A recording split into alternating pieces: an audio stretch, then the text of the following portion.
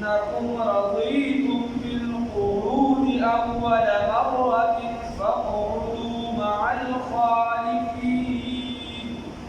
صدقت يا رب العالمين.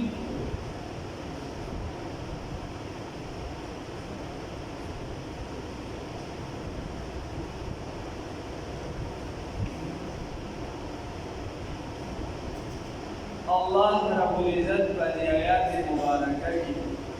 او د نور کې ورسره جو اذکر په دې کې فرمایي د منافقینو بحث شروع دی. الله رب العزت فرمایي کوئی چرته اوس د جنگ نه واپس لاړ رسول الله صلی الله علیه وسلم ته وایي دی به بیا ستاسو نه په نور جنګونو کې اجازه غواړي. دې جنګ ته خدا نه غزوه تبوک ته دا نه ځکه چې دا سخت او اوس نورو جنګونو ته به بیا ستا نه اجازت غواړي. اجازت به ځکه غواړي چې هغه به اسان وي. نو ده له به اجازت نه ورکوي د دوو وجو. یوه وجه دا ده چې یا خو به دې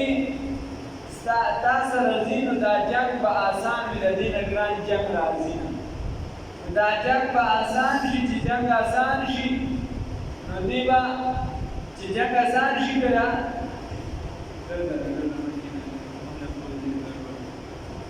چې یا خو به دې جنګ کوي د تا سره، دی به تا سره باغ وځي. نو چې جنگ در سره کوي ده ته به مال غنیمت میلاو شي څنګه چې تاسو ته میلاوي. او دویمه خبره دا ده که چېرته دې په تا باندې د دشمن راسخت شو، بیا هم د دشمن راسخت شو نو دې به ستا نه بیا واپس شو. دې به ستا د دشمن سره ولاړې، د کافر سره به په سر کې ولاړې، ځکه چې دا منافق نو د دواړو له وجې دې ځان سره مه بوځه او ده ته وایه چې په دغه موقع راسره نه لرې نو بس مه فإن رجعك الله بس كجرت واپس فإن رجعك الله بس كجرت واپس في تعالى الله رب العزت إلى طائفة يبدلتا منهم تدعونا فاستأذنوك بس إجازت فغوالستانا للخروج دبارة دوتلو كجرت واپس يبدلتا دعوتا يعني دا منافقين دوست واپس جتاوين بیا بإجازت غوالي دوتلو دبارة فقل ورته يا پیغمبر صلی الله علیه وسلم لن تخرجوا هرگز موزه معي سره زمن ابدا هیڅ کله ولن تقاتلوا او هرگز مجنګيږي معي په ملګرتیا زمن کې عدو د دشمن زمن سره د دشمن سره زمن په ملګرتیا کې جنګيږي په بس تاسو بل چلے مو په بل چلے انکم یقینا تاسو رضیتم رضا شوی بالقعود پناست باندې اول مرة پړوبي ځل باندې فقعدوا بسکینه مع الخالفین سره د ناستو زنانو. الله رب العزت ورته چې بسکینه اوس تاسو پړوبي ځل باندې خوشاله شوی د جهاد ته نه راوته چې نه راوته اوس هم کینه بس پړوبي جهاد. نو دوه خبرې یوه خبره دا ده چې دې کله نه راوتل د جهاد میدان ته نو څوک پاتې الله رب العزت وایي چې تاسو کینې د هغه زنانو سره چې هغه په کور باندې ناست دي. مطلب دا یو د دې نه دا معلومه شوه چې دا په کور ناسته دا د زنانو ده او دا په بازار ګرځېده دا د نارینهو کار دی. اگر چې کیسه یې اورېده شوې ده نو د دې نه خو یو دا معلومه شوه. بله دا معلومه شوه چې د سړي دپاره دا کنځلې دي. ګوره الله ورته وایي چې کینې په شان د زنانو څنګه چې زنانه په کور کې ناست دي. دا سړي دپاره بله خبره. ابوذر غفاري رضي الله تعالی عنه او نور صحابه یو صوفي راغلی رسول الله صلی الله علیه وسلم ته ویې وي ګل سورلې انتظام کوي ډېر زیات غریبانه ابتدا کې خو ډېر مضبوط و بیا اسلام وروړی. نو رسول الله صلی الله علیه وسلم ورته ما سره اوس بندوبست نشته چې څومره مونږ کولی شي نو دې ډېر په ژړا باندې راواپس کړه رسول الله صلی الله علیه وسلم. دا خبره وروسته د دې نه ما مخکې کړې ده خو بیا هم رانیمانه. اوس دا ابوذر غفاري رضی الله تعالی عنه چې کله زیات غمجن کوم کورم ته شي زنانه کې چې بار بار وته یا خو به ماشومان او یا به بوډاګان او یا چې د چا نه د جهاد حکم اوچت شوي چا معذور او یا به سوچه منافقان راته ښکاري د بل څوک به په مدینه منوره کې نه دي د ټول جهاد ته وځو ځکه په یو کول سره 30,000 کسان وځي په یو سره 40,000 په بل کول سره 70,000 کسان وځي د مدینې نو چې کله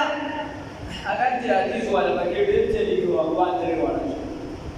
بیا چې کله وایي دا نو یو ورځ مې تېره کړه دویمه مې تېره کړه چې درېیمه مې تېره کړه ځان راته ډېر بد ښکاري بس زه روان شم او یو ځان ته مې څه کمزورې سورلي را پیدا کړله په هغې تم تر دې چې په صحرا کې ورته هغه بیا زخمي شوي او هغې بیا پرېښودل نو چې د لرې نه رسول الله صلی الله علیه وسلم ولیدم رسول الله صلی الله علیه وسلم فرمایي وایي ګمان کوم چې دا ابوذر دی چې نږدې شو نو چا ورته صحابي وي چې صاحب ابوذر دی رسول الله صلی الله علیه وسلم ته چې خواله راغی رسول الله صلی الله علیه وسلم ورته موسکی کېده او تبسم یې کو رسول الله صلی الله علیه وسلم ورته وده به کړه رسول الله صلی الله علیه وسلم ورته بیا فرمایي وی هذا ابوذر یمشي وحده ويموت وحده وی دا ابوذر دی یوازې راځي د جهاد میدان ته او یوازې به دی وفات کېږي نو د ده خپل څه فقهي اصطلاحات دي چې هغه لږ داسې چې ډېر زورور وو نو هر چا د هغې برداشت نه شو کولی هغه مسایل مطلب دا چې بس تا سره کم مال دی دا ټول صدقه کوه یا چې دی تا سره د یو ټي وي د دویم ټي وي ظهیره چې دی د ده په مذهب کې د سره اول دا ابوذر غفاري رضی الله عنه نو مسلمانانو سره به چې دی د ده ورته چې دا خبره داسې زورور وو هغه به به زوره کول یا خامخایي شکایتونه به خلیفه له راتله نو د عثمان رضی الله تعالی عنه په خلافت کې هغه بیا دی او صحرا ته ولیږي هلته به دی پاتې کېده چونکې د خلیفه حکم و ده کله چې صحیح خلافت وي او اسلامي خلافت وي او کس مسلمان وي مضبوط و یا د عثمان رضی الله عنه په شخصیت عظیم صحابي ذوالنورین د دوه نورونو والا دوه لوریانې د رسول الله صلی الله علیه وسلم یې کې پاتې کړې چې یوه وفات شو نو بیا ورته بله په نکاح شو هغه په شان شخصیت دا ورته وایي چې صحرا کې اوسېږه په پلانکي ځای کې دلته به نه نو یو دیو او یو ورسره غلام او یو ورسره ویزه وه او یا ورسره په یو بیبي هم وه اندازه داسې ده خو بعضو چې کوم دي نو هغه وایي چې نه وه دغه دوی ذکر کړي یا وه یا نه وه خو دغه دوی ذکر کړي ابوذر غفاري رضی الله تعالی عنه دغه صحرا کې بیا یې کې یوازې چې نور صحابه نه وو په دغه کې دله بیا مرګ راغلی دی او چې کله د مرګ وخت پوره شو نو ډېر زیات سخیم و د مېلمنو به ډېر زیات عزت نو خپلو خادم ته وایي چې دا چیرې چې ده دا حلاله کړه زه ګمان کوم چې زما اوس به څه مېلمانه راځي او ما له به غسل راکړې او ما به بیا چې کوم په دې صحرا کې دفن کړم رسول الله صلی الله علیه وسلم ورپسې فرمایلو بیا وایي یوازې دي او یوازې چې دي دا یوازې راځي او یوازې چې دي دی ګرځي او یوازې به مړ کېږي او یوازې به د قیامت په ورځ باندې راپاڅي د قیامت په ورځ باندې به یوازې راپاڅي نو د ایران دغه سالاکي دا نږدې چې ایران بس فتح شوي او سالاکي پکې وي نو یا د افغانستان څه وي د هغې نه څه کسان را روان خو دا په دغه طرف باندې را روان 18 یا 12 کسان او دې کې عبدالله ابن مسعود او عباس رضی الله تعالی عنه غالبا هغه پکې عبدالله ابن عباس هغه چې کله دې راورسېد دغه ځای ته نو ابوذر غفاري رضی الله تعالی عنه د خپل خادم ته ویل چې دا چیرې حلاله کړه او یو ځای یقین کوم چې څوک به راځي زما جنازې ته مېلمانه به راشي او بیا لاندې ته وځه او چې څوک راځي نو هغوی ته ووایه چې یو مسافر دی د هغه جنازه وکړي نو هغه لاندې ته ووته او صحابه چې دي دا ټولګي لږ شانتې روان نه ورته لرې نه داسې کپړه مپړه راغوله قافله روانه لږه شانتې چې هغه ولید نو خپل خادم د عبدالله ابن عباس رضی الله تعالی عنه غالبا هغه ورته وایي چې واښې عبدالله ابن مسعود چې ابن عباس و تقریبا چې عبدالله ابن عباس هغه ورته وایي چې دا ورکوز شه دا څوک دي چې هغه راغی خو هغه ورته ویل چې سیف دا خو د رسول الله صلی الله علیه وسلم خادم او د هغه صحابي حضرت ابو ذر غفاري رضی الله تعالی عنہ عبد الله ابن عباس رضی الله تعالی عنہ راغی او کیناست ورته ډیر زیات ورته وجاړل بیا دې ته وایي مشهور حدیث چې ما د رسول الله خپل په میدان کې موجودم چې کله رسول الله صلی الله علیه وسلم ته دا حدیث وی چې ته یوازې ګرځي یوازې راځي او یوازې به مړ کېږي او یوازې به د قیامت په ورځ باندې پاڅي بیا یې چې دې ته کفن دفن وکړو او دغه صحرا کې بیا نو دی وایي چې دوه الله په دغه حالت رسول الله صلی الله علیه وسلم پس میدان بیا ما دا خبرونه له خبره تر شوې چې د یو منافق باندې رسول الله صلی الله علیه وسلم جنازه وکړه او داغه په قبر باندې مدرد نو الله رب العزت بیا حکم راغی الله وی چې دغه نفس په منافق په قبر نه مدريږي او دعا به پېنګي او دا منافق چې دی داغه جنازه به ولا تصلي او مزمکوا علی احد مند جنازه مکوا علی احد فهیس یو منافق باندې منهم دجونا بعد جمنشی ابدا هیڅ کلام ولا تقوم او مدرگا على قبره فقبر دې منافق باندې معلومه ده چې منافق باندې د جنازې مونږه په مسلمان کاوه ذکر رسول الله صلی الله علیه وسلم یو د حقوق د مسلمان خو یو بکی دالې چې کله دا جنازه به د مسلمان وفات شي جنازه به او بل خبره دا شو چې په قبر مودريګا د منافق نو معلومه ده چې د مسلمان قبر ته ودرېږي هغه ته چې دی پس دا کفن د باندې سبق وایا پای باندې واځو نصيحت کوم چې حدیث مسلم کې ثابت دی ابو بکر انهم یقینهم خپل خلک ورته پاتې دي د بخاری چې څومره ډېر پاتې شو دغه ذکر رسول الله صلی الله علیه وسلم دعاګانې دغه چې بودري د کړه سواد او نصيحت به له بیا به الله حمد و ثنا بیان کړ بیا به د ضرور د پاره د خپل روح د پاره د مغفرت دعاګانې کې حدیث کې یو دال پاتې راغلی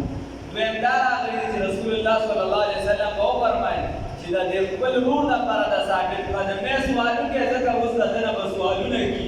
چې دې ثابت قدم مصیبت سوالونه کې خپل کسان ورته پاتې کېدل پکار ځکه چې بیا خپل سبا سمزري ماته وو چې مړو شم یو کال په ټي وي له کوتي نو وړو ټي وي له کوتي نو وړو اوس جمهوریت دا کار دې مړی ته د بچی دې ډوکی له ولا تصلي جنازه مکوا على احد فليس يوم منافق باندې منهم دجونا ما تجمنشي ابدا السلام ولا تقوم مدرك على قبره فقبر دایس يوم منافق باندې انهم یقینا دوی کفروا بالله انکار کړی د الله تعالی نه پټ ورسوله او رسول الله تعالی نه څخه بدایي او کلمه وي وما تو جمشو هم فاسقون بداسه حالت کې جنا فرمانو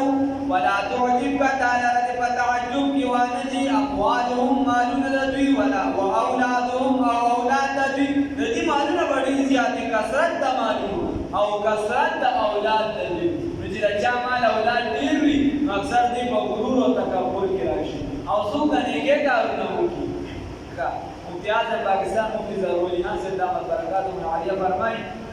او چې مال په یو کس باندې ډیر زیات تعجب راځي او چې کله ما ته آیات شي دې مال په هغه باندې ډیر زیات افسوس راشي او ډیر زیات ورپسې زه چې دا سره سم معامله شي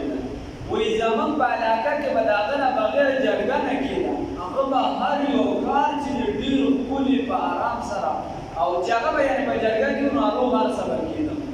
او دا هغه یو لس بچي و لس واړه داسې و چې هغه کله مړ شو نو د هغه په بدن باندې کپړې نه وي او زامن یې ټول بچي کې پراته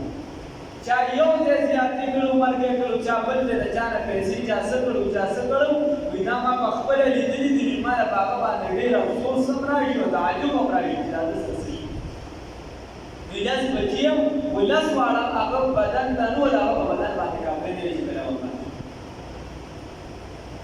ولا تعجبك تعالى رد فتعجب کی وانجی اموالهم کثرت د مالونو دوی او اولادهم کثرت د اولاد دوی انما يريد الله يكن اراده ذاتي الله رب العزت ان يعذبهم عذاب ورکړي د بها پدې سره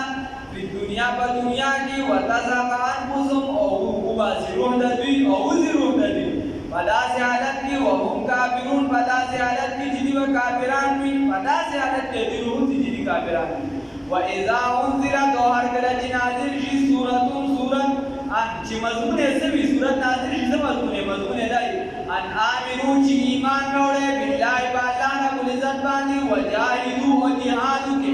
مع رسولی سرد رسول اللہ صلی اللہ علیہ وسلم استخدنا كانوا جوجو والستانا والقول على مضبوط كسان منهم تديونا ستانا جوجو والي لو كانوا كبراري جاكا كتا سوسو كي جهاد او ديلا دنا رسول جديد حکم نه راغلي جديد دي غالطا دوی بھئی جهاد او مډیرو کو یا مسلمان کو یو کوس را لګي چې راکا جهاد نشم کولې په کور باندې کی